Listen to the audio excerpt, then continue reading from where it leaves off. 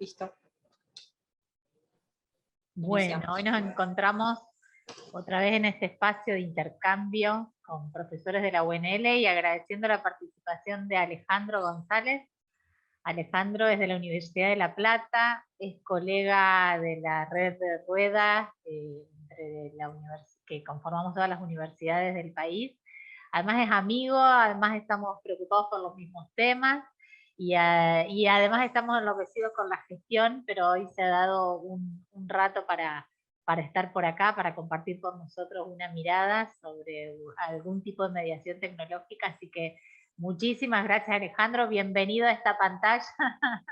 Hace unos días estuvimos en la pantalla de él, así que fuimos una ronda ampliada en la semana de intercambio.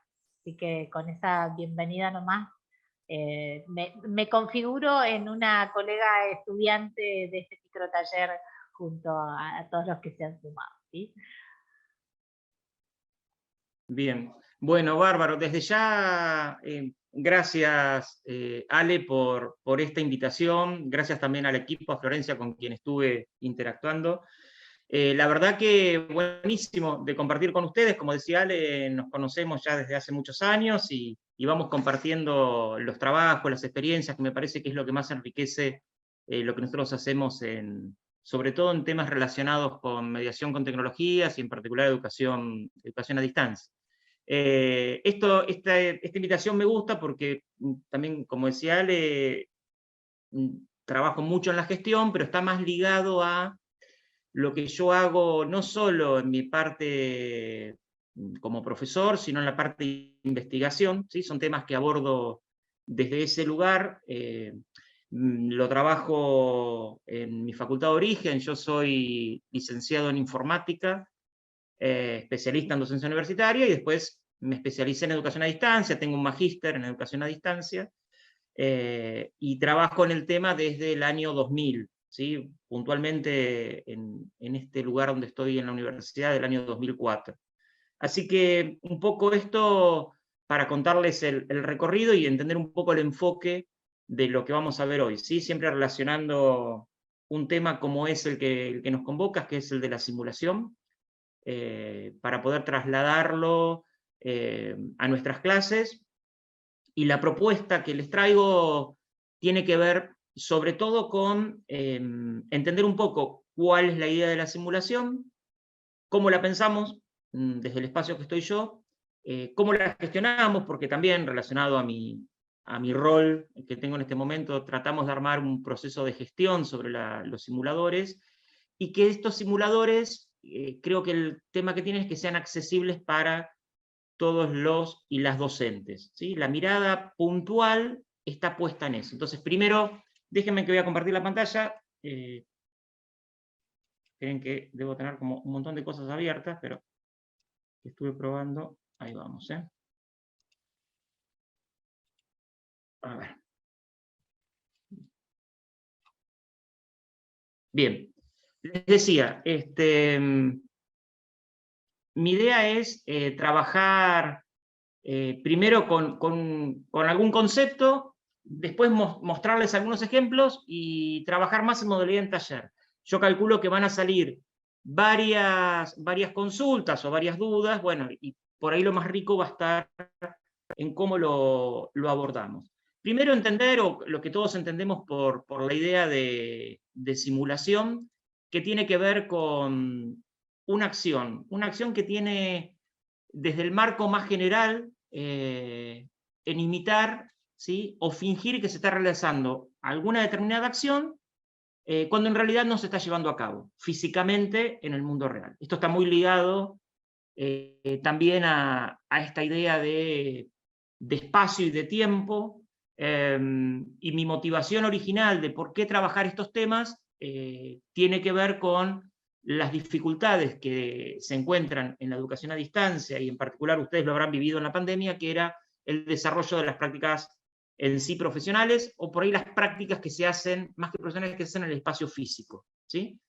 Entonces, este tema ha sido motivo de trabajo en mis líneas de investigación desde hace tiempo.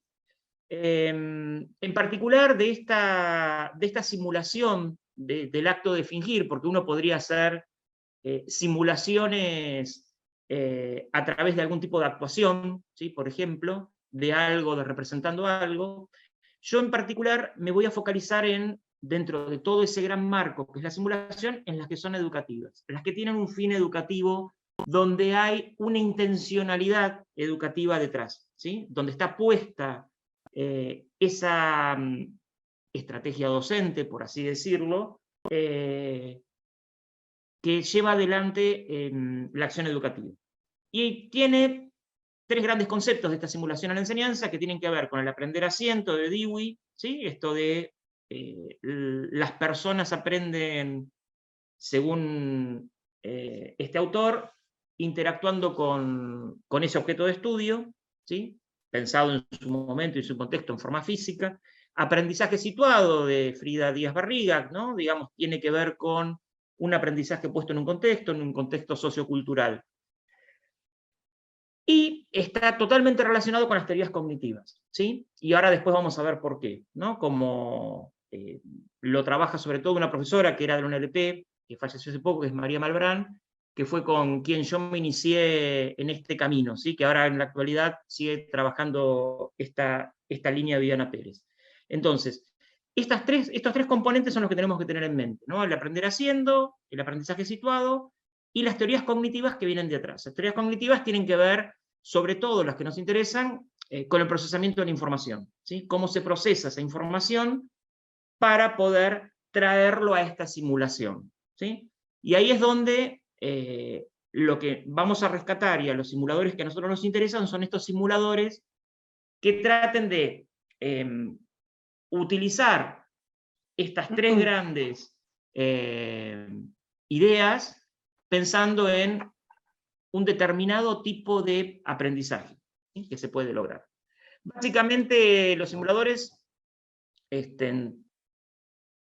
sirven como nexo, digamos, para la parte educativa, son centrales en la mediación, ¿sí? Esta mediación pedagógica que puede ser realizada, por ejemplo, por medios digitales, ¿sí?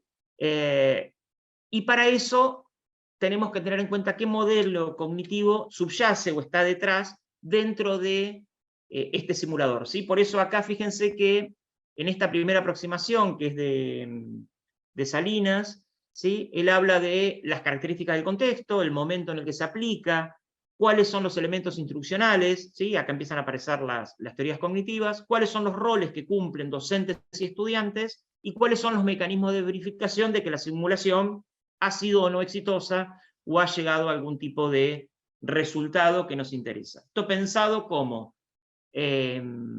una cierta ecología que hay en el aula, y donde tienen relevancia estos procesos cognitivos que tienen que desarrollar los estudiantes.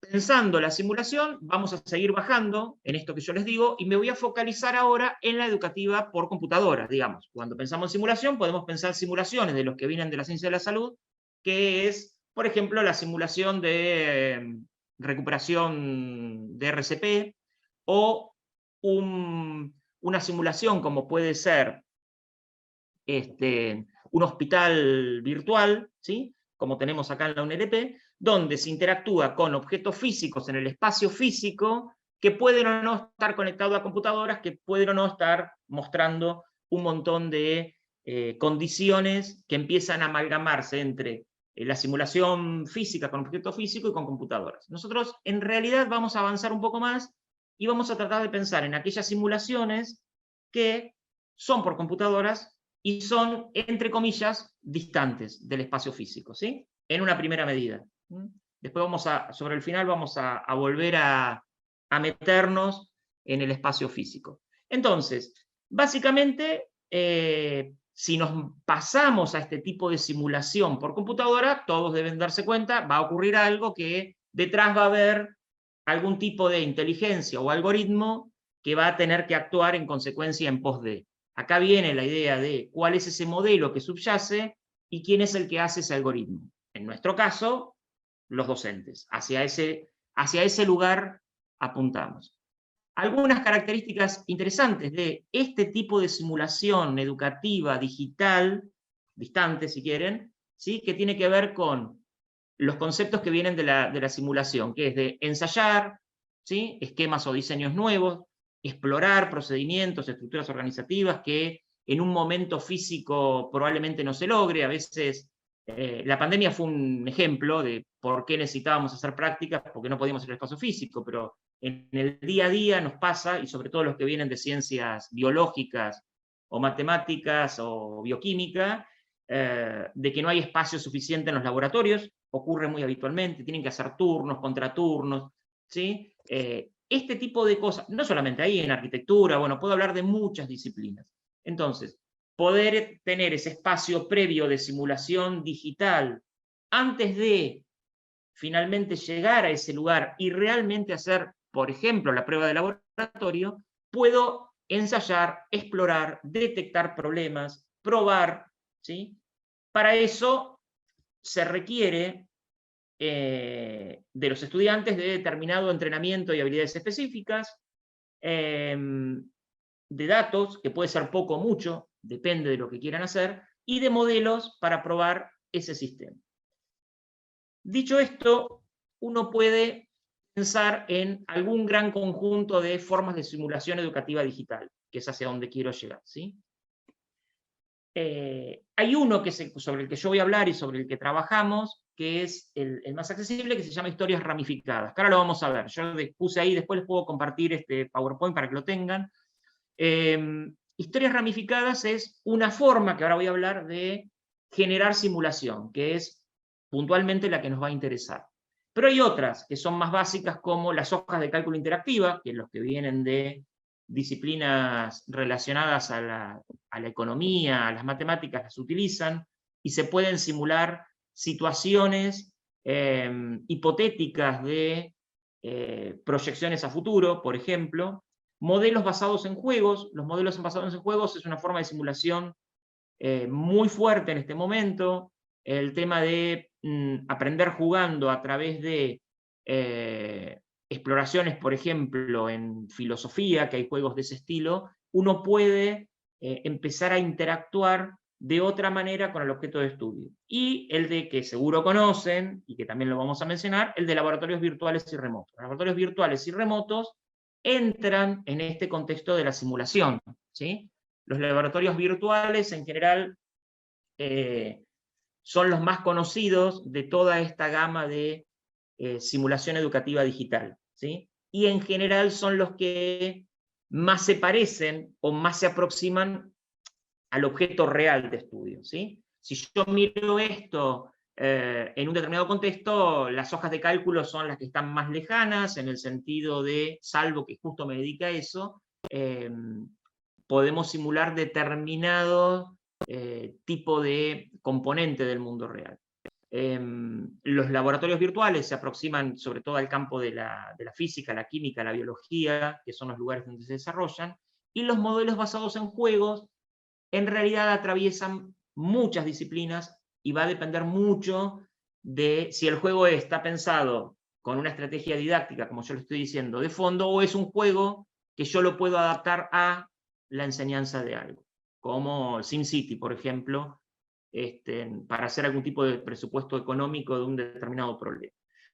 Entonces, de todos estos, lo que requieren y lo que no debemos perder el eje es que nosotros lo vamos a ver pensado en un contexto de clase, ¿sí? Es decir, cómo yo este simulador, creado por mí o creado por otro, lo traigo, lo tracciono hacia la organización de una clase y qué cosas tengo que tener en cuenta, ¿sí? En general, el aprendizaje está basado en simulación, puede ser o debería ser utilizado como una actividad, es una actividad cognitiva de alto nivel, ¿sí? En general, las simulaciones, bueno, pueden ser, ustedes me dirán, bueno, pueden ser algunas muy sencillas, sí, por supuesto, pero en general las simulaciones atienden a este tipo de variable, por eso el contexto universitario, más que la escuela media o la primaria u otros niveles, es propicio para este tipo de actividad. Lo que ocurre con los simuladores, ¿sí? Es que en general son difíciles de crear, desde la idea, que ahora vamos a ver un poquitito de eso, hasta esa metáfora final que yo quiero lograr con el simulador. Por ejemplo, el simulador más complejo, los dos más complejos que existen, que uno se puede imaginar, son el simulador de un vuelo y el simulador de una central nuclear. Esos simuladores son los más complejos de elaborar y de pensar, porque realmente tienen que representar el momento real de lo que está ocurriendo. ¿Sí? Uno más con un tablero y con todo lo que ocurre, simulando lo que ocurriría en la central nuclear, y el otro con los movimientos y toda la sensación del vuelo. Entonces, esos son los más complejos en un gradiente de elaborar. Pero están orientados en general a la investigación. Tienen que implicarse los estudiantes, con lo cual yo necesito que esos estudiantes puedan relacionarse con ese simulador. En general ocurre, porque son atractivos, hacen disrupción en la forma habitual en que uno da clases.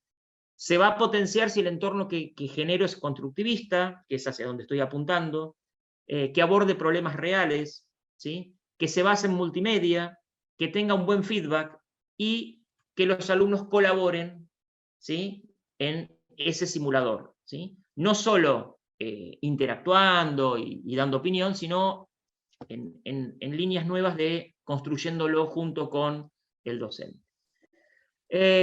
Dicho esto, bueno, mostrarles algunos ejemplos, ¿sí? Mi idea es ahora hacer como un salpicré, ¿sí? de todo esto, como creo, después me dirán si se entendió o no, y pueden empezar a preguntar, pero mostrarles ejemplos para que vean de qué estamos hablando, ¿sí?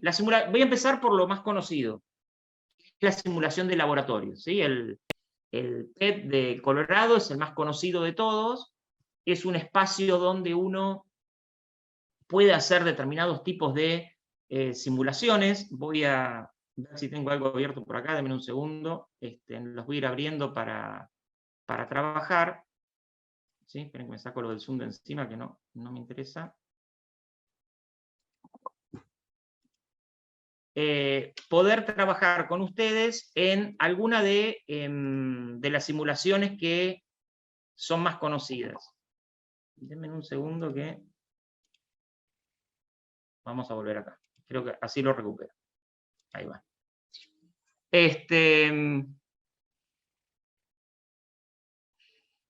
Ponerle salir, así no...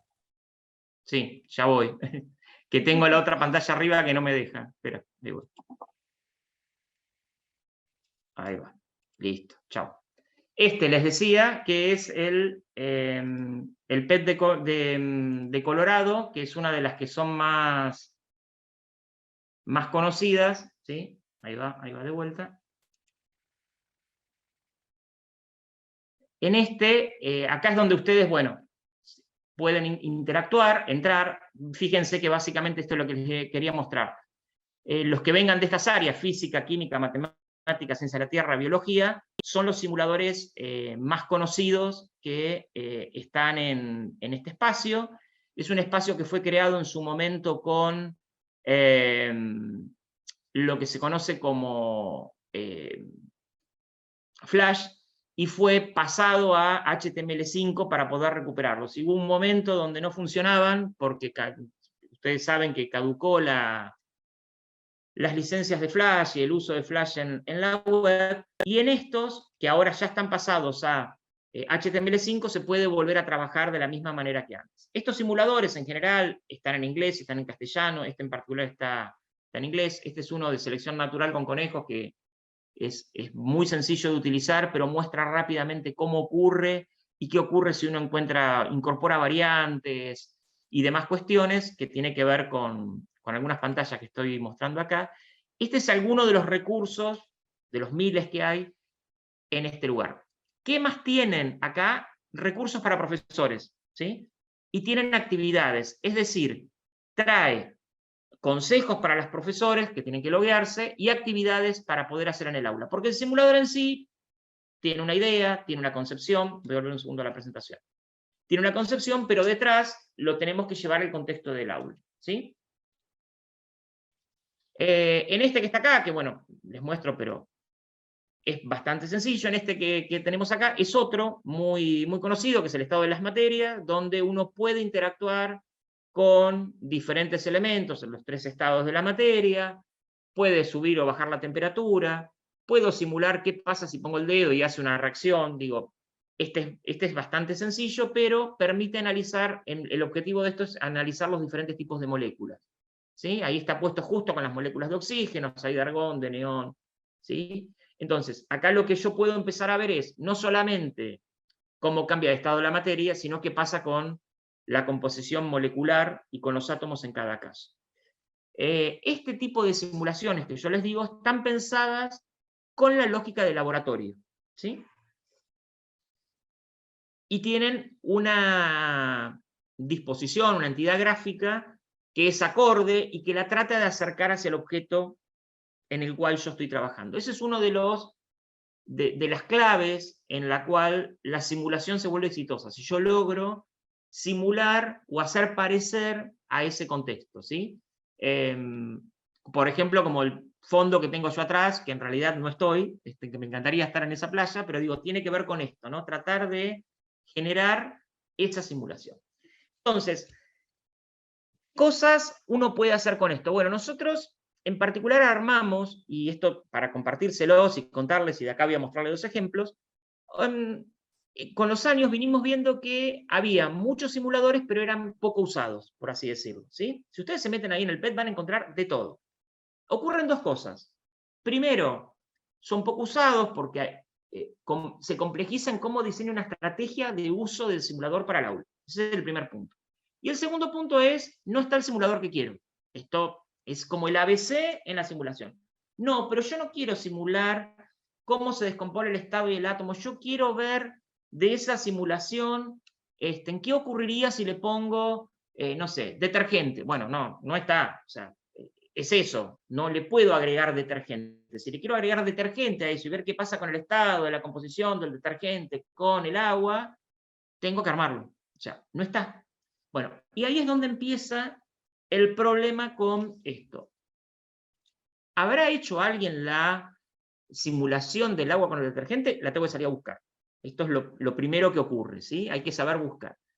Pero lo segundo interesante es que el mayor problema está en cómo lo puedo yo aplicar en la clase, ¿sí? Es decir, cómo puedo yo traccionar eso. Digo, puedo pensar en simular con el agua, todo lo que sea, dar alguna idea de qué ocurre con el detergente, y estoy dando un ejemplo cualquiera, y preguntar después qué pasa si los mezclo. Bueno, sí, se puede hacer, y no necesariamente necesito la misma simulación o la simulación completa.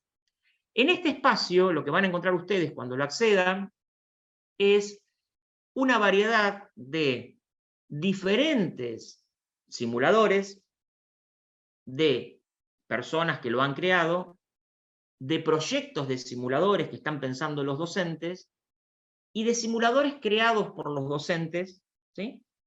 Con la estrategia didáctica que está puesta atrás, más las indicaciones para los estudiantes. Esa sería como el ABC, ¿sí? De lo que van a encontrar en este lugar, que es un poco hacia el modelo que tratamos de acercarnos, ¿sí? Entre algunos que puedo aproximar, ahora vamos a ver si lo vemos, es, por un lado, este es un caso, esto es una de las cosas que encontrarían ahí, que se llama Construye un átomo. Este es un trabajo hecho por profesores de la Universidad de Río Negro que, bueno, encontraron el simulador cuando hubo que buscarlo y localizarlo, ¿sí? Denme un segundito, ahí volvemos. Ahí va. ¿Sí? El simulador lo que va a hacer es uno de los que vimos recién. Vuelvo sobre el primero, les decía, trabajemos en los laboratorios, se construye un átomo, ¿sí? Trabaja entre átomo, símbolo y modo juego, que está bueno. Si fuera el átomo, va a trabajar sobre este nivel de simulación, ¿sí? De cómo se compone el átomo, en qué elemento vamos a generar. Esto es interesante, lo relaciona con la tabla periódica de elementos. Y va a trabajar exactamente en cómo construir ese átomo, ¿sí? O sea, yo puedo ir colocando determinados elementos acá, ¿sí? En las órbitas, como estaríamos en este caso, ¿sí? Fíjense que tiene un motivo de cuarcer, bueno, y ahí me está diciendo qué tipo de elemento estoy construyendo, ¿sí? Así podemos seguir todo el tiempo que sea y sirve para esto. Entonces, ahora sirve para esto, pero ¿qué quiero hacer con esto? Bueno, ahí es donde interviene la idea de la justificación. A ver si la puedo acceder, va a tardar, pero acá está. Que es algo que le pedimos, ¿sí? Que es la conceptualización, básicamente, de cómo piensan la estrategia didáctica de usar este simulador que encontraron, ¿sí? Estos ejemplos en particular, que no lo dije, son ejemplos de uno de los cursos que damos nosotros, que es el uso de diseño de estrategias en simuladores educativos, que es, buscamos los simuladores y los ayudamos a crear la estrategia, ¿sí? Ese es uno de los tantos cursos que hay.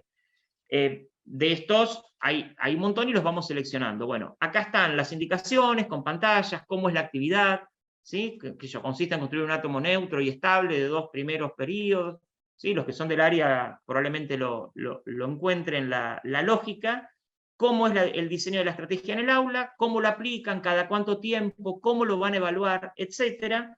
Están las indicaciones mínimas puestas en ese documento.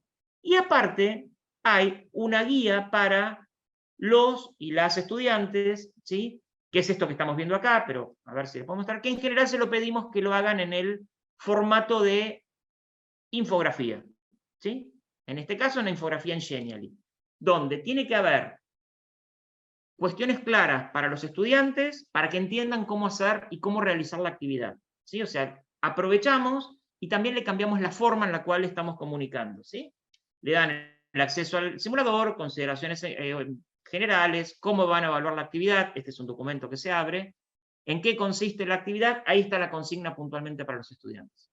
Por ejemplo, estos profesores lo resolvieron de esta manera, ¿sí? Estas son ejemplos de simuladores que ya están creados. De esos van a encontrar un montón y hay simuladores más complejos. Después, los que nos interesan son los simuladores ramificados, en escenarios ramificados creados por los docentes.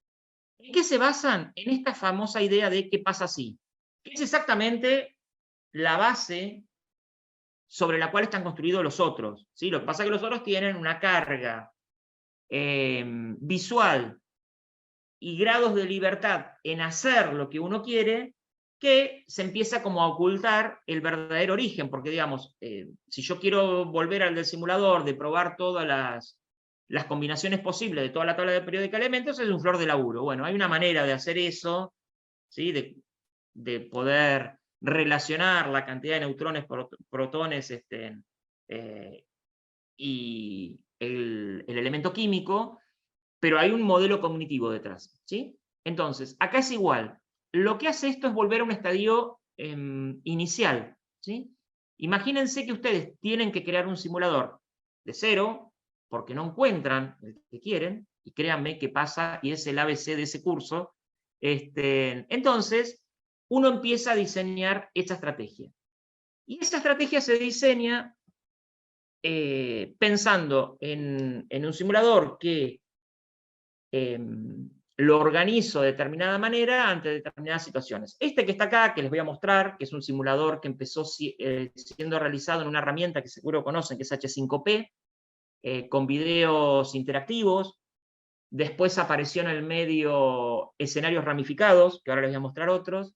Y finalmente terminó siendo un trabajo de tesis que dirigí yo con Alcira, que es una de las compañías que trabaja conmigo, y lo terminamos llevando a una página web. ¿Sí? ¿Por qué? Porque después queríamos explorar las interacciones de las personas, que grabara determinadas cuestiones que el H5P no hace, tiene sus limitaciones, pero por eso lo terminamos trasladando. Pero el inicio fue empezar desde ese borrador. Este es un simulador completo, es para entrevistas de trabajo, para personas que sufren de hipoacusia, ¿sí? Esa hipoacusia puede ser de nacimiento o poslocutiva, pueden o no tener audífonos y o implantes cocleares. Yo tuve que aprender un montón acá para poder llevar adelante esto, pero empieza con un trabajo donde hay una historia de una persona, Hay algunos conceptos, porque también forma parte de la capacitación, en este simulador en particular. Hay una autoevaluación como para ver si los conceptos iniciales fueron comprendidos, y después se pasa a una situación que es la de la entrevista laboral, ¿sí? Básicamente. Esta entrevista laboral que se realizó fue hecha a partir de videos. Yo les contaba que empezamos con los videos interactivos. Acá en realidad lo que empezó es una entrevista donde la persona que va a ser, que sufre de hipoacusia, es llamada por la jefa de personal y empieza una conversación vía telefónica, ¿sí? Llevamos el extremo a lo más complicado de lo que hay simulado. Y cómo esa entrevista tiene que ser llevada adelante. Entonces se plantean, después a este lo pueden entrar y probar, después les cuento, ahí está la página, se plantea la situación de, ante cada video, fíjense que eso corto, esto dura 21 segundos, aparecen atrás opciones, ¿sí? De cosas que pueden ocurrir, ¿no? Digamos, en esa situación, la persona que tiene hipoacusia está manejando, suena el celular, ¿no? Con toda la simulación de lo que ocurre, ¿y qué le dice? A un llamado telefónico donde no es sorda, pero sí tiene disminución auditiva. Entonces, bueno, encantada, estoy manejando, pero aguardo un segundo que mi acompañante me ayudará en esta comunicación. Perdón, ¿puede repetir? Sí, pero en este momento no la puedo atender. ¿Podría llamar unos minutos? Bien. Y si no, volver a ver el video por si no lo entendió. De acuerdo a lo que conteste la persona, ¿sí? Que está simulando que empieza el camino de la entrevista laboral y le ocurre esta situación, van a ocurrir diferentes cosas. Se empieza a armar como una ramificación de lo que ocurre. Entonces, si dice, perdón, ¿puede repetir? Probablemente aparezca otro video, le repite y vuelve a ver otra vez una pregunta. Y la persona en esta simulación en particular puede ir tomando diferentes caminos y no llegar a todas soluciones exitosas. Es decir, puede ser tan complicada esta simulación de la entrevista laboral como uno quiera. Hay caminos donde no me van a dejar avanzar, porque va a llegar un punto en donde se va a decir, no, este no era el camino adecuado, por esto y por esto, volvé otra vez y volvé a pensar qué ocurre si la otra cosa, ¿sí? Dependiendo de cómo es la respuesta, bueno, los videos también van dando algunas pistas de si estoy yendo por buen camino, ¿sí? O le estoy errando. De hecho, en esta en particular llega a momentos donde la persona después la contratan, donde queda entre un grupo y después no la contratan, donde no la contratan directamente, pasan diferentes cuestiones, llegan hasta el final. Después hay devoluciones de feedback, que era lo que yo les decía, explícitas de qué ocurre en esta simulación, ¿sí?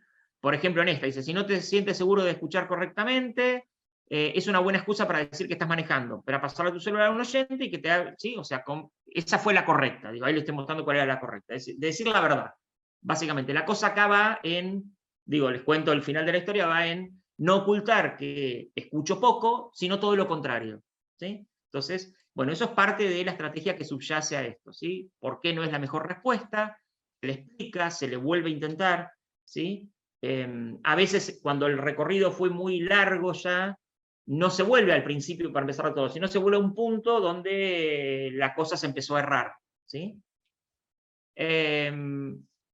Esa simulación en particular la pueden acceder, se tienen que registrar, nada, pueden probarla, tienen que mentir, tienen que decir que sufren de alguna hipoacusia para poder hacerla, porque eso después son datos que quedan registrados, ahora ya pasó la etapa de evaluación, así que está disponible. Se puede usar, por eso la abrimos, ¿sí?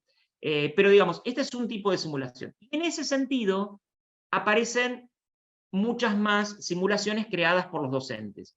En otro curso que damos, se crean las simulaciones utilizando la herramienta escenario ramificado de H5P y se crean simulaciones que van más o menos en este sentido, van a ver que no tanto, pero por ejemplo que es uno de manifestaciones afectivas en los mensajes que se envían, ¿no? Es un juego que hay que también está disponible. La diferencia que lo que tiene es que está hecho en H5P, yo puedo descargarme, porque es de distribución libre, los profes dan una sesión de derechos Creative Commons, y lo pueden instalar en sus Moodle, y lo pueden agarrar y modificar y hacer lo que quieran con él, ¿sí? Acá viene esta cosa de uy, esto me sirve, pero no es exactamente porque yo trabajo, bueno, se lo agregan. Digo, estas herramientas permiten a los docentes empezar a entrar en el mundo de la simulación y empezar a crear sus propios simuladores, que van a escalar en el futuro hasta donde ustedes quieran, ¿sí? Y va a depender mucho de cuánto manejen o no las herramientas tecnológicas involucradas, ¿sí? Pero digamos, en este en particular es un proyecto en H5P, se puede descargar. En general, H5P se presenta de esta manera, está puesto en una página y lo pueden trabajar, que era lo que nosotros queríamos, ¿no? Cómo se da el encuadre, cómo es la actividad 1 de redactar una... ¿Sí? ¿Sí? Y esto...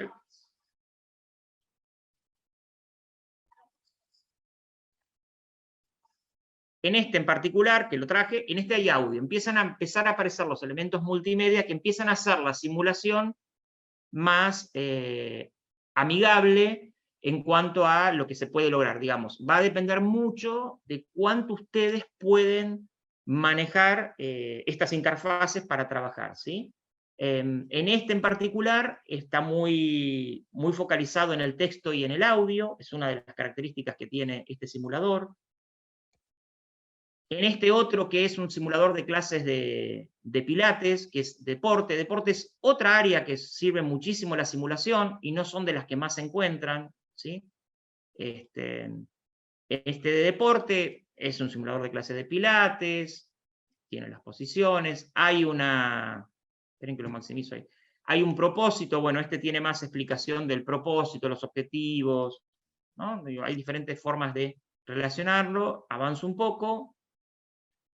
En este en particular es poder trabajar abdominales oblicuos, que era una de las cuestiones que había. Tiene 4 actividades, ¿sí? De diferente nivel.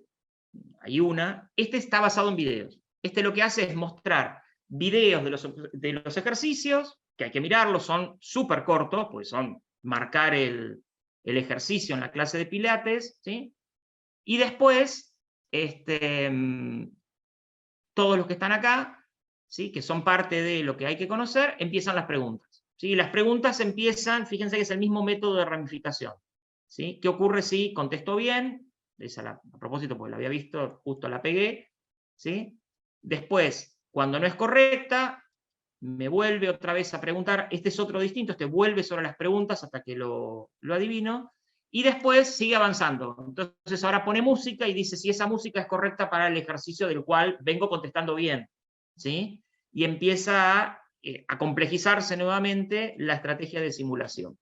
Son algunos que les muestro como para que vean que empieza a aplicar en todas las disciplinas, ¿sí? Este es otro que también es interesante, que es uno del área de ingeniería agronómica, en realidad, que también es, lo que tiene es súper complejo. Si nosotros abriéramos el escenario ramificado de esto, que lo pueden ver, si se lo cargan en el Moodle, lo abren y lo ven, tiene un nivel de complejidad tremendo que lo hicieron en base a toda una manera de detectar las variedades de trigo que yo desconozco y que les creo, porque realmente les creo de cómo es, pero en este nivel lo que hace es estos métodos de mejoramiento. A diferencia de otros, me muestra una imagen, me dice que no es correcta y por qué, ¿sí? Fíjense que no es el indicado, acá le estoy errando, ¿sí? En todas las que le pego, ¿sí? Esta es la que correspondía, avanza, ¿sí? Y con imágenes me va mostrando si están bien o no, y por qué es el indicado o no, ¿sí? Voy a cambiar de acá, ahí en esta la pegué, avanzo. Bueno, estas empiezan con 2 y después empiezan a ser 3, 4, si sigo siguiendo, o sea, cada vez empieza a complejizar más las decisiones que tengo que tomar, ¿sí? Esto permite, también tienen el contexto de diseño de la clase, ¿sí? También vienen acompañadas de las guías, esto quiero decirlo. La diferencia con los otros es que estos son de código abierto, entonces ustedes los traen, modifican y pueden seguir creando, ¿sí? Si son más hábiles en que yo, el manejo de H5P, pueden hacer zoom sobre las imágenes, videos interactivos, dar vuelta a tarjetas, bueno, lo que fuere que puedan crear con esto. Este otro, que espero que ande, si no tengo que loguearme, porque cerré todo. Sí, denme un segundito que se los quiero mostrar. Este en particular, y ya termino, es uno de los más completos, y lo que tiene de interesante, esperen que me acuerdo de la contraseña. Ahí está. ¿Qué pasa este? Este lo tengo adentro del curso. ¿Por qué? Porque las profesoras, que son tres, de tres disciplinas distintas, todavía no lo terminaron. Sí me dejaron mostrarlo. Todavía no lo terminaron y lo están editando. Lo que se llama, dice, ¿qué le pasa a Pedro?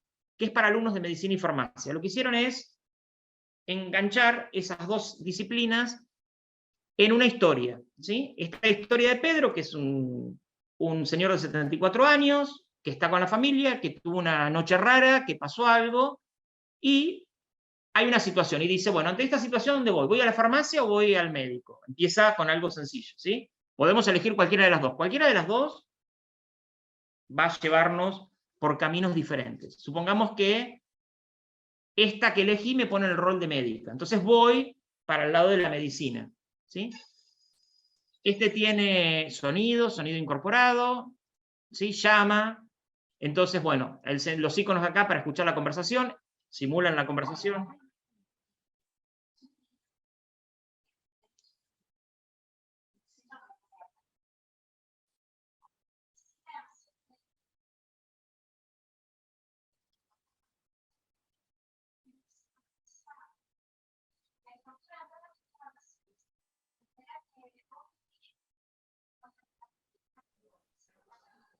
Bueno, No lo se que está dice, escuchando. No se está escuchando bien el sonido, Alejandro. Muy bajito, ¿sí? Puede ser.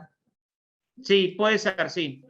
Igual, les cuento ahora, ¿no? Digamos, siguen ocurriendo estos llamados, es una conversación, lo tienen también después lo van a tener en breve para escuchar. Sigue la conversación y la problemática y se va complejizando para después poder, yo como mi rol de doctora, qué decirle una vez que logré con la doctora. Si son tres voces distintas que van a escuchar,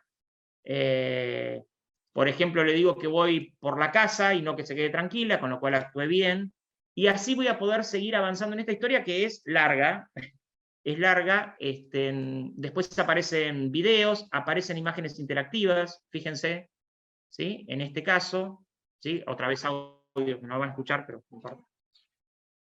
¿Sí? Bueno, este tipo de cosas, este es uno de los más potentes que hay. Fíjense en ahora todo lo que pasó con todas las preguntas que hay que responder. Realmente tiene todo el diagnóstico, y estoy haciendo solo el recorrido de la médica, ¿sí? Podría haber ido por la farmacia.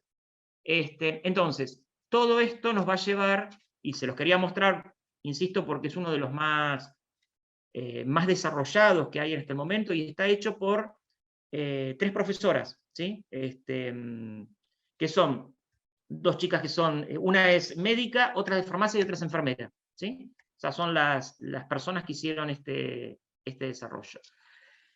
Y como para interactuar con ustedes, porque si me dejan sigo hablando y sigo mostrando, básicamente las conclusiones que les puedo dar sobre los simuladores y sobre todo los de H5P, que son los que me interesan, el secreto está en tres cosas claves. Primero, saber usar la herramienta y todo lo que sea de H5P, pero el escenarios ramificados es una. Pensar en qué tipo de feedback le voy a dar a las personas, ¿sí? Fíjense que los feedback que mostré no son de tipo, si no, blanco-negro, está correcto, está mal, volvé a intentarlo, volvé a... No, si no son orientativos, algunos no dan la respuesta correcta, tratan de llevarlo, y el tratamiento del error tiene que ver en qué tipo de errores estamos detectando. Fíjense que pasamos por errores de tipo de cálculo, afectivos, de situaciones de estrés, o sea, depende de qué tipo de error estemos tratando de abarcar, va a ir cambiando la mirada que pongamos sobre esa construcción de el simulador, ¿sí? Así que bueno, espero no haberlos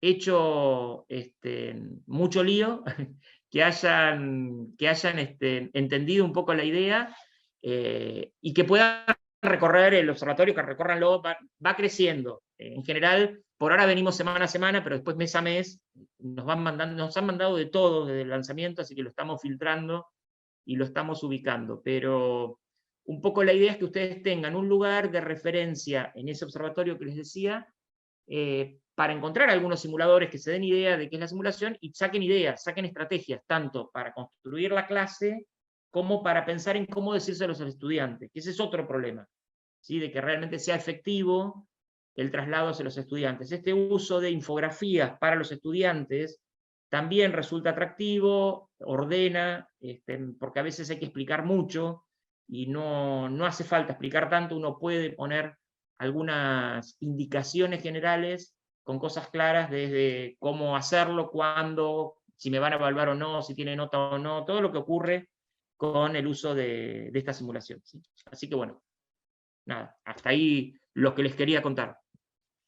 Fue medio largo, me parece. Gracias, Alejandro. No, no fue largo, para nada.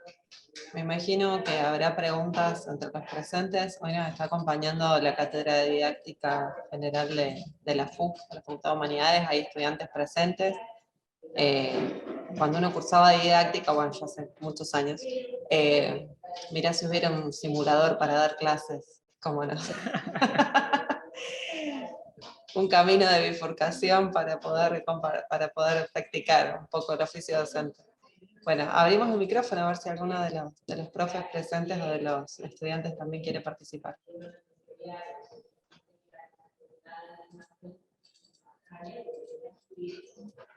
Yo mientras les pregunto. Sí, no sé si quiere alguien que hable. Sí, sí. No, yo iba a comentar algo, pero puede venir en cualquier momento, así que no importa.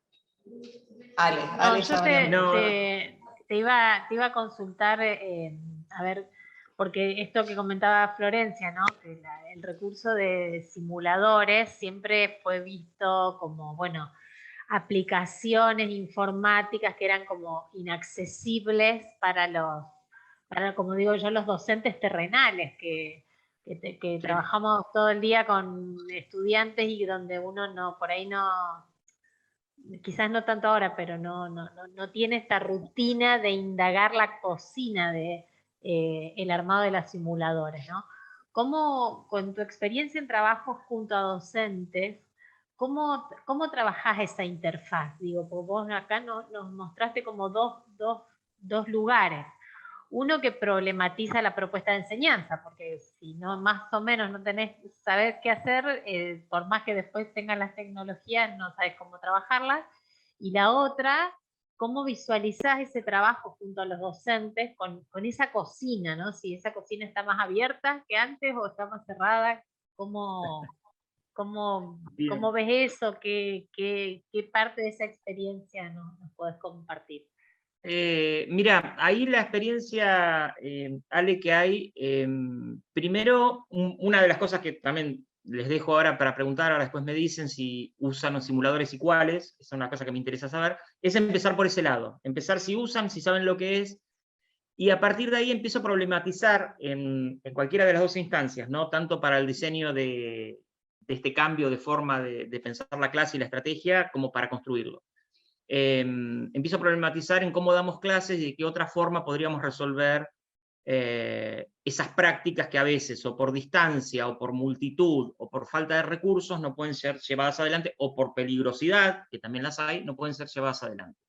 Y trabajamos, en principio, hay mucho interés, se trabaja un montón, la línea de buscar el simulador a veces es exitosa, otras no tanto. Es cierto que las mayores disciplinas son las exactas, ¿sí? Porque pareciera ser que el modelo responde a un diseño instruccional, si queremos hablar de eso, cuasi exacto, lo cual no es. Y cuando uno empieza a indagar, empieza a encontrar un montón de desarrollos en ciencias sociales, por ejemplo, en cuanto a los simuladores. Esa experiencia con los docentes, en general, los motiva. Hay una motivación que se genera de poder desarrollarlo. Por eso la primera instancia de localizar un simulador es buena, porque uno puede empezar a ver cómo ese objeto tecnológico hecho por alguien, lo puedo traer a contexto y lo puedo aplicar y adaptar. Cuando empiezan a adaptar y a realmente entender, quieren modificarlo. Bueno, en general, los simuladores suelen ser objetos cerrados, por decirlo de alguna manera. No hay tantos abiertos, algunos son comerciales, son caros, te lo venden, hay toda una historia ahí económico-financiera que no viene al caso, pero que bueno, que tiene que ver mucho desde qué lugar nos paramos en la educación universitaria, pero surgen muchas ideas. Y surge esto de, bueno, lo quiero armar yo, ¿sí? Digamos, ¿cómo hago para armar este elemento? Entonces, visto primero ese desarmar y volver a armar la forma de enseñar, pensando en que voy a armar esa simulación con una herramienta que me sea accesible, empieza ese trabajo de poder entender la tecnología con otra mirada, ¿sí? Poder decidir qué utilizar, cómo, cuándo, cuánto. ¿Están más abiertos? Sí. Esa cocina del docente cambió de antes de la pandemia, te puedo decir, que era cuando intentamos hacer esto y nos dábamos contra la pared. Y después de la pandemia cambió un montón. Por eso salimos de vuelta recapitulando y rearmando cómo hacerlo. Yo recuerdo que las primeras experiencias las tuve en el año 2007, 2008, miren que lo estoy hablando, con María Malvani y Viviana Pérez. Yo estaba con ellas en el curso, y nos costaba horrores, primero que se entendiera, y segundo que se lograra. Ni siquiera teníamos una herramienta, les hacíamos armar un prototipo en PowerPoint, que se imaginaran cómo iba a ser. Pero cambió mucho en ese sentido, cambió en poder pensar en este tipo de cosas y en llegar a disciplinas que, cuando uno las empieza a pensar en cómo enseño, por así decirlo, me empiezo a dar cuenta de esto, ¿no? Al meterme con alguna teoría cognitiva, en cuánto tengo que explicarle al estudiante, cuál es mi razonamiento, cuál es mi forma de pensar para llegar a una solución medianamente correcta. Entonces, lo que hace la simulación es empezar a volcar en blanco sobre negro, sobre la mesa, esa manera de resolver las cosas. Ahí me parece que está el secreto. ¿Es muy laborioso? Sí, es más laborioso, es más fácil agarrar y hablar y explicar y hacerlo, que realmente hacerlo pasar por la experiencia del estudiante. Pero es mucho más enriquecedora después cuando se empiezan a ver los resultados. Tenemos resultados de algunas docentes que lo empezaron a aplicar, que mejoraron después la percepción de, por ejemplo, el entendimiento del tema. Algunos lo utilizan como parte de la evaluación de proceso y como nota, y lo van sumando. O sea, empiezan a producirse cosas que son interesantes porque empiezan a incorporarlo como práctica y como evaluación de la práctica. Ahí estaría cerrar eso. Pero bueno, no sé si usan simuladores. ¿Han accedido alguna vez a alguno? Bueno, ahí tienen algunos que les dejo, pero no se asusten, ¿eh? O sea, suele ser la respuesta habitual, no, o habitualmente alguna cuestión más tímida. Hay muchísimos. Yo, por ejemplo, yo vengo del área de la informática y tengo detectado un par de simuladores de la enseñanza de la programación, que son geniales, que están basados en juego, son unos juegos, por ejemplo, para enseñar Java, que es uno de los lenguajes, y tienen que completar pedazos de código, que en realidad es lo que yo enseño, para poder avanzar en eso. Y aprenden, les puedo garantizar que aprenden solos, básicamente, los conceptos más difíciles que nosotros tenemos cuando los hacemos cambiar de una manera de pensar y programar a otra manera de pensar y programar. Entonces, cuando tengo que hacer ese paso de estoy pensando así, ¿sí? Y ahora tengo que pensar de otra manera, utilizo esa estrategia para llevarlo, ¿sí? Nosotros los informáticos parece que, siempre digo, pensamos en una sola línea, y yo siempre digo, cuando hice la carrera yo me sentía como ¿vieron el cubo mágico? Que me hacían track, track, track para todos lados, porque dije, basta, no quiero saber si hay otra forma de pensar y de razonar, porque ya está, con esto tengo suficiente. Pero esos saltos, me acuerdo que a mí me costaban. Entonces, con esto que les digo yo, estas simulaciones de juegos de aprender a programar, ayudan un montón. Digo, lo cuento como anécdota donde lo aplico yo, ¿sí? No, y ahí bueno, me parece interesante una cuestión. Nosotros en estos microtalleres, una de las cuestiones que estamos tratando de revisitar es la mirada, la reflexión sobre las experiencias formativas mediadas por tecnología, ¿no? En general los talleres van pasando por ahí. Y en tu perspectiva, bueno, nos traes como un tipo de experiencia que nos permite mirar lo que vos mismo los traes con la dimensión de las teorías cognitivas, una muy particular que es las teorías de las transferencias, que es alguien que nosotros nombramos un montón, Salomon Perkins, que tiene que ver con esto, con cómo se amalgaman en la experiencia el desarrollo de las habilidades de altas y bajas, dicen ellos, y uno por ahí no mira los simuladores desde ese lugar, ¿no? Esta idea que traes vos de experiencia, de todo lo que te hace preguntarte, a veces tiene como hasta más, por eso este caso que vos decís, bueno, todavía las docentes están trabajando, porque seguramente las preguntas que se hacen ya van más allá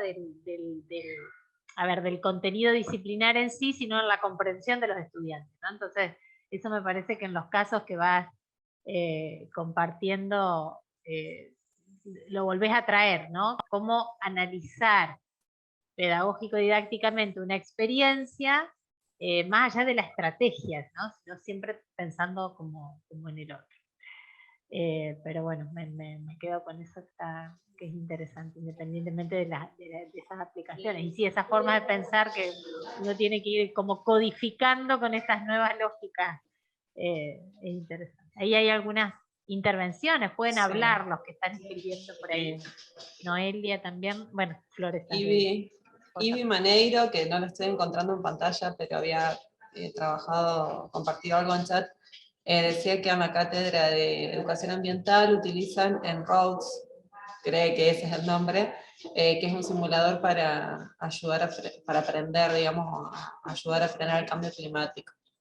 Eso sí. Sí, lo estaba leyendo, sí, no lo conozco, mientras hablaba lo fui a buscar, sí, es tal cual lo que dice. En ese no lo conocía. Ahí, bueno, en ese es uno de los casos, ¿no? Que utilizan ese simulador para poder ver el avance del cambio climático. Me parece genial y me parece que ese es el camino, digamos, ¿no? Empezar a usar estos simuladores que en general están muy bien desarrollados. Yo no mostré otros porque después se entusiasman, pero tengo otros hechos que ahora funcionan a base de inteligencia artificial, que son geniales, pero son pagos. O sea, tenemos una versión gratuita y son pagos. Pero todo este tipo de cosas, como yo siempre digo, con el tiempo se van haciendo accesibles a los docentes. Así como pasó con H5P, ¿sí? Ahora estamos, trabajando mirando un poco algo que se llama Open AI, que es inteligencia artificial abierta, que permite bajar módulos, anexarlos y poder pensar en cuestiones más inteligentes para los simuladores desde el punto de vista de poder hacer cosas más complejas. Pero digamos, es cuestión de tiempo, ¿no? Lo que yo siempre digo. Hay varios que están preguntando, no sé, Noelia, si querés. Sí, Noelia. Sí, Alejandro, buenos días. No, solo quería comentarte que actualmente estamos terminando la segunda edición de un tallercito H5P. Estamos en el nivel 1 recién. Estamos aprendiendo a utilizar el recurso, pero la idea es avanzar hacia tipologías más complejas como lo que es contenido de bifurcación. Pero creo que agradecemos muchísimo los ejemplos que nos traes y esta posibilidad que nos das de que los podamos descargar y editar, porque también ayuda a perderle el miedo a la edición de recorridos que por ahí son demasiado complejos. Y también ayuda a identificar cuál es el guión que hay de trasfondo de esos contenidos y de esos recorridos, y también nos da como... nos da ganas y nos da las herramientas como para empezar a pensar nuestros propios simuladores. Así que bueno, muchísimas gracias y seguramente nos van a ser de muchísima utilidad, ya te digo, en los próximos niveles. Y tenemos varios cursantes en el taller acá presentes del primer nivel, que seguramente se van a ir motivados y van a animarse a probar para crear sus propios simuladores. Ahora van a venir a pedirnos simuladores en H5P, Alejandro, que vamos a convocar. Que hay que hacer un curso específico de simuladores, porque la verdad que sí, es complejo, pero está bueno. Y este tipo de encuentros ayudan a incentivarse y a empezar a probar. Está bien. No, vos sabés, Noelia, que decías, nosotros también, bueno, tenemos uno de H5P, que es básico. Es decir, ese... Yo lo hice, yo lo cursé con vos el año pasado. Claro, mira, bien. Bueno, ese que en general es para que puedan familiarizarse con la herramienta, fue como el primer paso, ¿no? Dijimos, vamos a empezar por acá, porque digo, no hay muchos docentes que lo utilicen. La dificultad que tiene, como decís vos, de poder ir a escenarios ramificados, videos interactivos, que son como las herramientas más complejas que hay, requieren de cierta habilidad del docente, no solo del manejo de tecnología, sino de conocer la herramienta H5P, que tiene, pues lo habrás visto, tiene sus volteretas. ¿Sí? Nosotros tuvimos que decidir dónde ponerlo, qué hacer, cómo sacarlo, cómo subirlo, etcétera. Pero está bueno que vayan por ahí y está bueno que puedan lograr simulaciones. Nosotros hemos logrado simulaciones también con los videos interactivos. ¿Sí? Los videos interactivos pueden lograr un nivel de complejidad altísimo. Tenemos uno que no subimos de el análisis de la escena del crimen de María Marta García Belsunce, que está el tema ahora. Justo tenemos gente de medicina forense, de criminalística, que se dedicaron a eso. Con ese en cualquier momento lo vamos a subir. Ese tipo de cosas hacen que motiven mucho a los profes. Y en el observatorio lo mismo, cuando ustedes quieran, aparte, después estamos en contacto todos, lo mandan y lo subimos y los empezamos a compartir. Fíjense que hay de un montón de universidades que hay gente que fue haciendo los cursos y nos parecía que había que generar un lugar donde esto se empiece a visibilizar. Y lo que vos dijiste, a nosotros nos costó cuando empezamos, cuando era una herramienta beta esta, no teníamos ejemplos, los teníamos que armar nosotros. Y es costoso armarlo y empezar de cero, esa pantalla en blanco, con el árbol en blanco te saca la cabeza. Pero ya teniendo algo cual toquetear, ya está, es genial. Así que buenísimo, Noelia. Creo que estaba Gabriela, perdón, ¿te querías preguntar? ¿Cómo estás? Sí, Hola. nosotros estamos en fisiología veterinaria. Y allá hace 2 años que usamos un simulador que es FisioExe, que la verdad que lo compramos el simulador, y para representar todas las actividades en el laboratorio que hacemos, o algunas de las actividades que hacemos, porque como es rígido, no podemos modificar nada, tenemos que adaptarnos nosotros o adaptar los prácticos a ese simulador, ¿no? Esa es la dificultad que le encontramos al simulador. Pero bueno, nosotros antes habíamos empezado trabajando con PowerPoint y haciendo links de juegos, que bueno, que nosotros lo tomábamos como un juego, pero según lo que vos decís, es un simulador, o sería una forma de simulador esa cuestión, ¿no? Y después los videos, cuando hicimos el curso de H5P y los videos que hicimos en pandemia, los empezamos a modificar, le empezamos a poner cosas con H5P, y bueno, pero es cuestión de animarse, ¿no? Bien. Y meterse en esto. Ahora que vi los links estos que pusiste, me voy a meter ahí a ver qué podemos hacer. Sí, revisalo. Jorge, ¿Vos sabés? Sí, decime. No, Jorge, Jorge Zimmerman, que está en la cátedra con nosotros, ellos fueron los que directamente usaron y el simulador, y puede contarte un poco más, pero básicamente fue eso lo que nosotros vimos con este tipo de simuladores, así rígidos. El hecho de poder adaptarlos, eso sería fantástico, pero bueno, no podemos con este simulador. Sí, el tema que teníamos con esos simuladores, como decía Gabriela, que por ahí son cajitas cerradas que vos podés modificar algún parámetro, pero no podés tocar más que eso.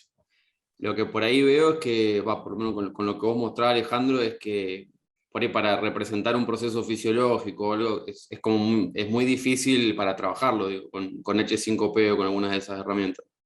Digo, para el nivel de conocimiento que tenemos nosotros como docentes.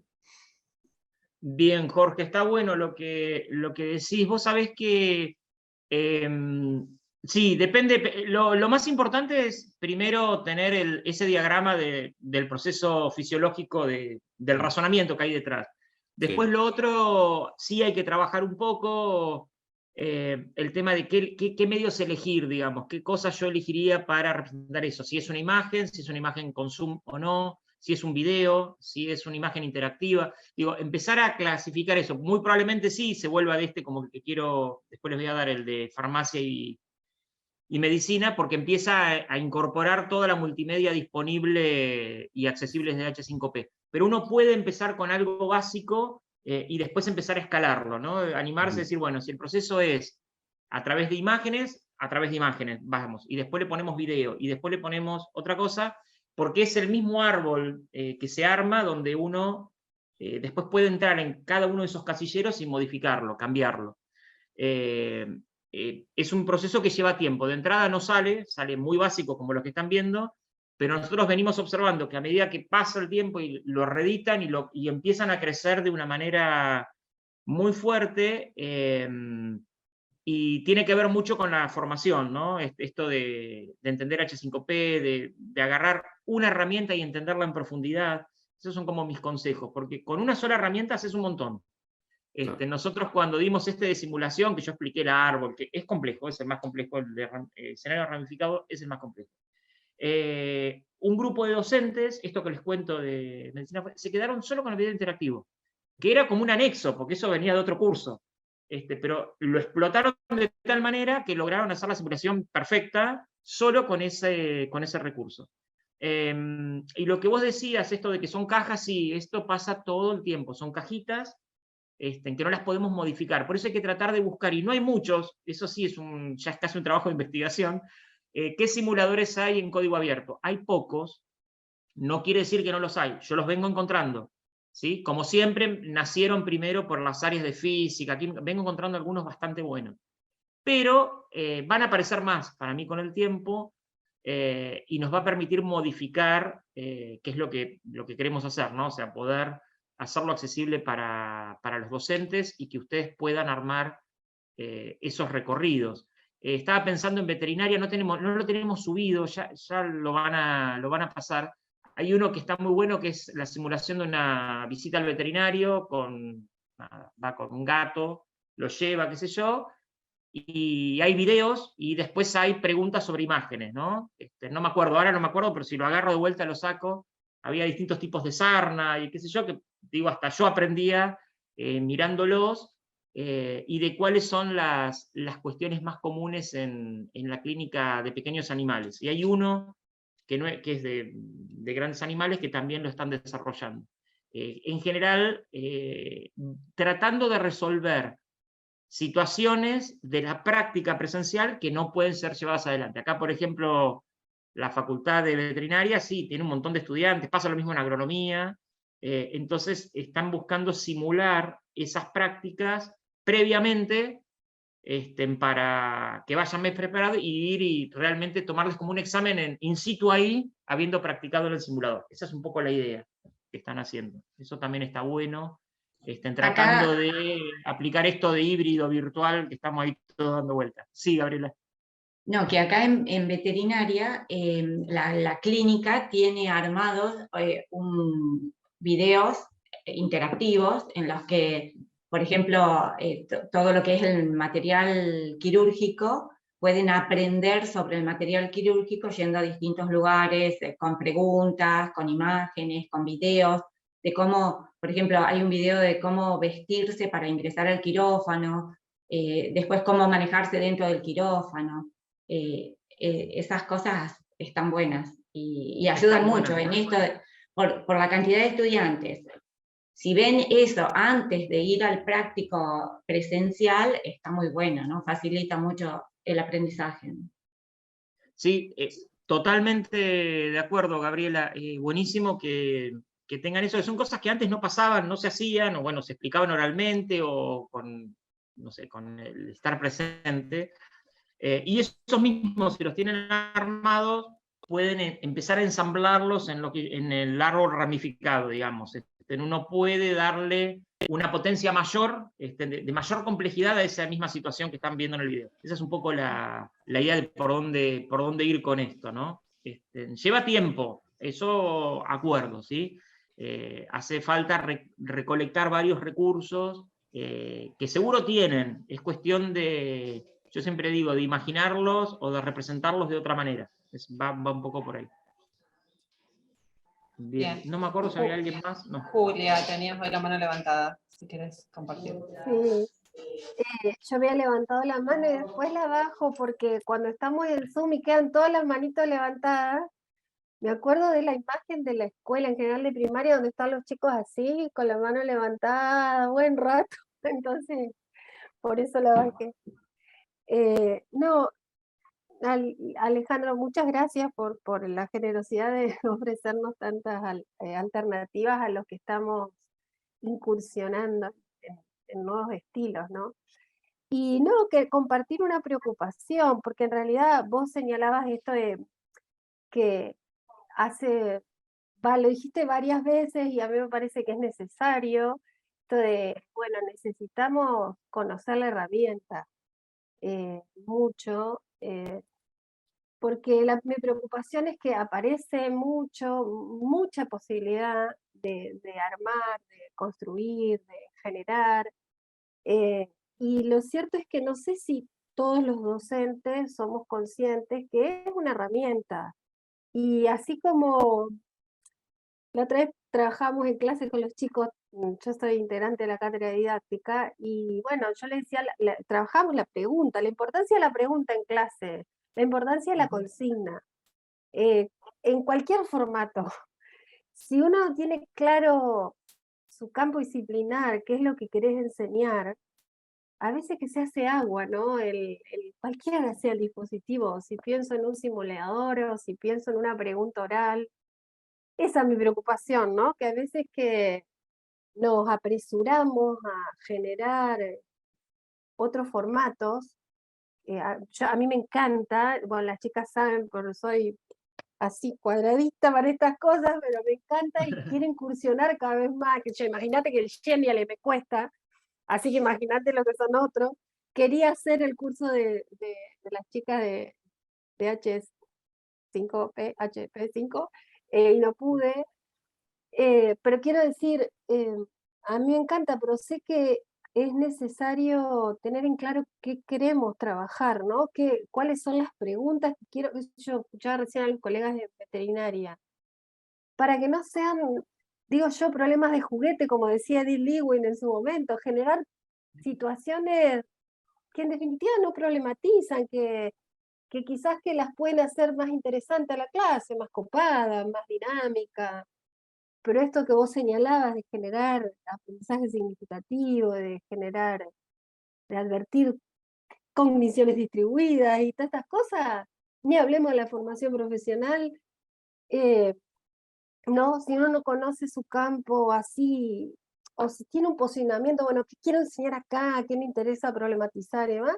Esto también, ¿no es cierto? Es como que es costoso. Además de no conocer la herramienta, si no conozco demasiado el campo disciplinar, se me hace más cuesta arriba, ¿no? Es una preocupación, no sé cómo lo ves vos, cuál es tu experiencia en relación a eso. Sí, está muy bueno lo que decís, Julia. Sí, yo a propósito, como vos decís, varias veces lo planteé porque está ahí. Primero en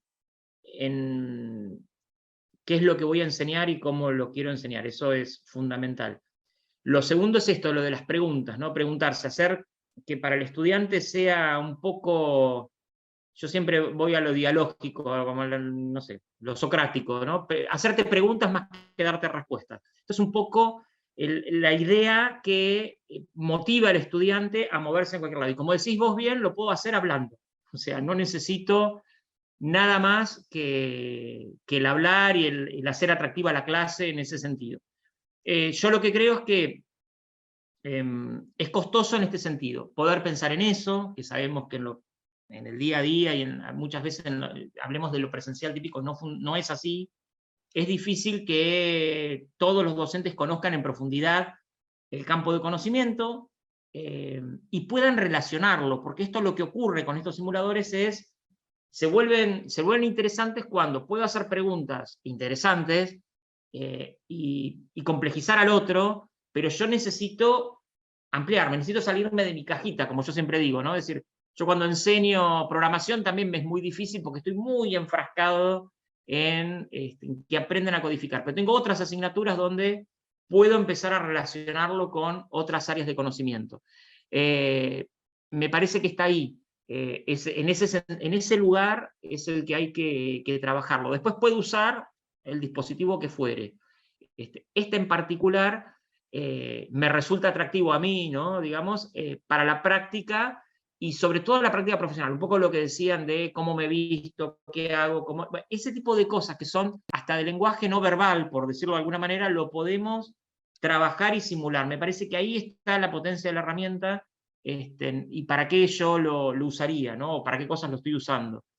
O dar estos saltos, como yo te decía, este salto cognitivo que es costoso porque los tenemos a los chicos un año pensando en unidireccionalmente hacia un lugar, y de repente aparezco yo y digo, ahora vamos para acá, no, pero pará, porque esto era de esta manera, no, pero en vez de mirar esto, ahora tenemos que mirar lo otro.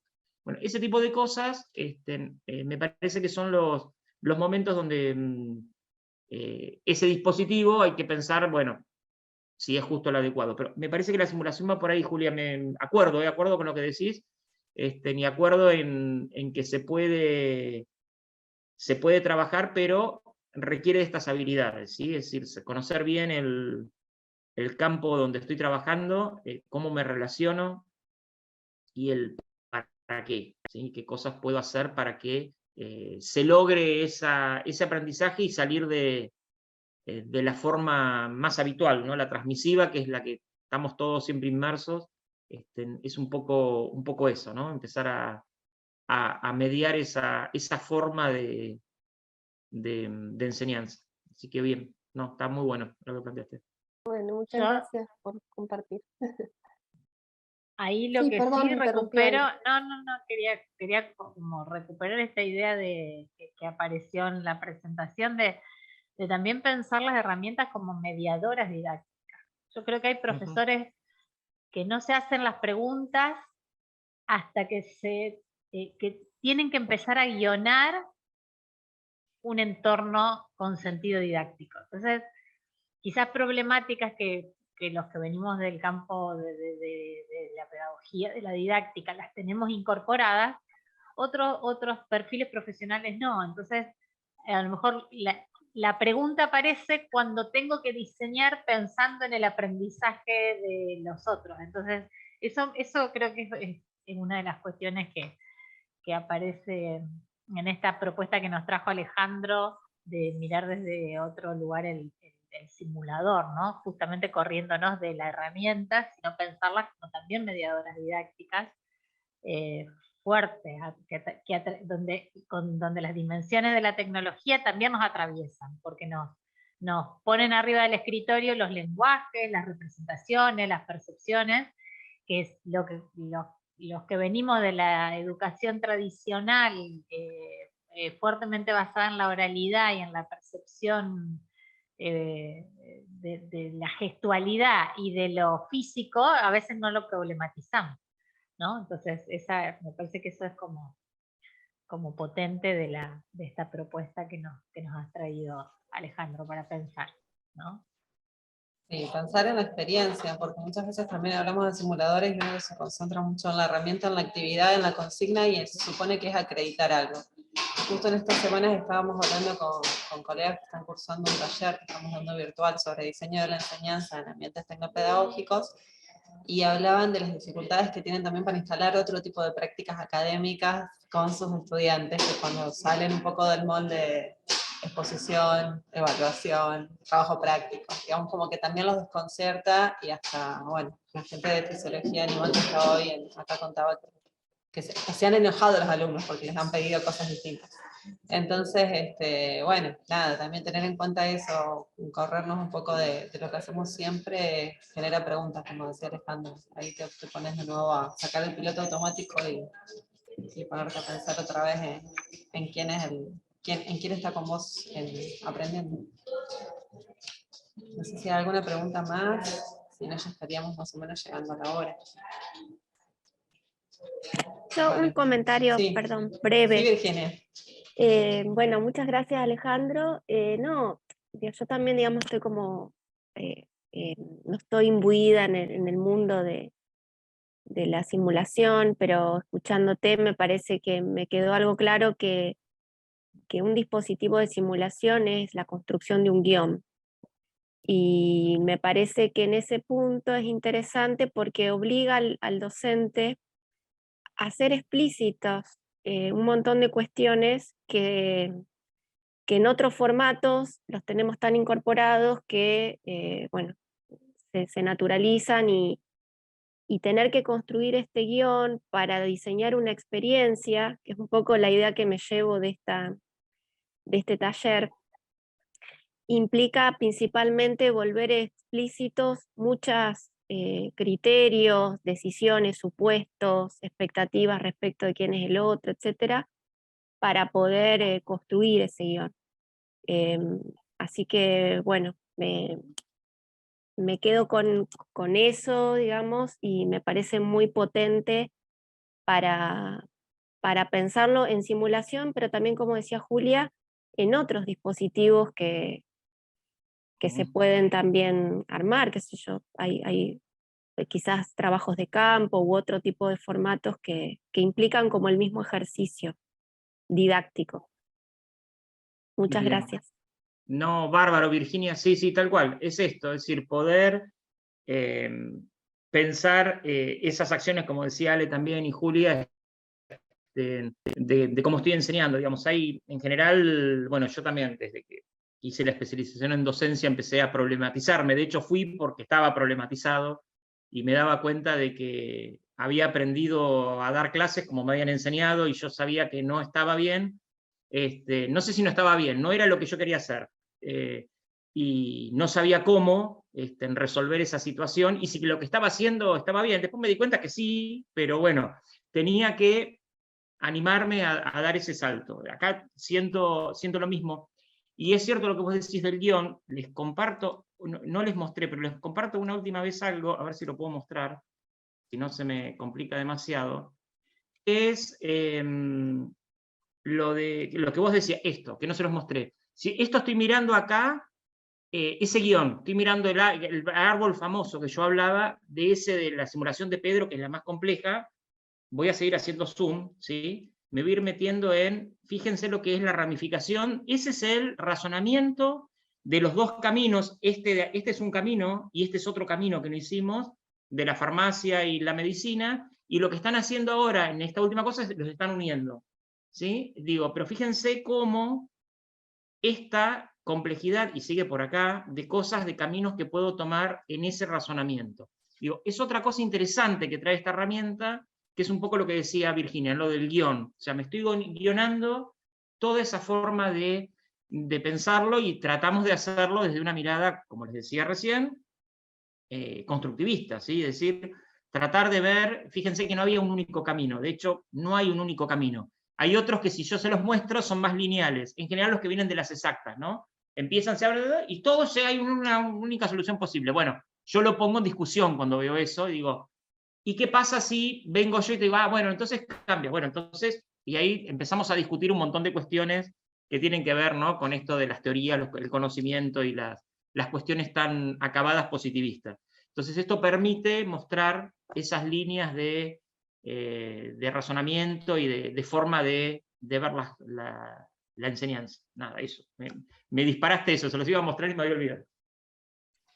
Gracias. Sí, gracias Alejandro. Hay muchos, a ver, siempre que nosotros trabajamos en el CEDIT, la idea de algún tipo de recurso pensado para la enseñanza, instalamos mucho la idea de guión, porque no, o sea, la idea hay que pensarla, hay que amasarla, hay que masticarla, y por ahí cuesta un poco, y se obtura mucho pensar desde la herramienta, pensar desde el guión primero antes de pasar al plano de lo tecnológico. Realmente es una pista, no solo para simuladores, como decía Virginia, sino una pista para seguir en otros diseños didácticos que hagamos. Así que bueno. Ahí una cosita Sí. más, Florencia, no, por ahí lo que sucede quizás es como tener un presupuesto de que la herramienta, como decía Julia, me va a hacer el guión, y en realidad, claro. No. Nada, está en blanco. No hay nada. No, por eso, la tecnología sola no resuelve nada. Esa conversación creo que ya la tenemos superada en este punto. En la quinta edición de Microtalleres en Vivo ya la hemos superado, pero bueno. Alejandro, muchas gracias por sumarte hoy. Damos cierre sí, hoy. Flor, acá sí, en esta instancia Bueno. sí, pero me parece que afuera no tanto. Va, con otros colegas en general, pero bueno. Bien, ahí Vera está compartiendo el enlace a la lista de reproducción de los microtalleres en vivo, donde están todos desde desde la edición de 2020, porque este ciclo se inauguró en pandemia, así que ahí va a quedar disponible en unos días la grabación de hoy. Muchas gracias a todos por sumarse, Alejandro, nuevamente, un placer. Gracias, Alejandro, por el rato. Por Gracias, traernos este gracias a tema. ustedes por la invitación. Bárbaro. Bueno, muchas gracias. Hasta Bueno, luego. nos vemos. Chao, hasta luego. Chao, chao. Bye.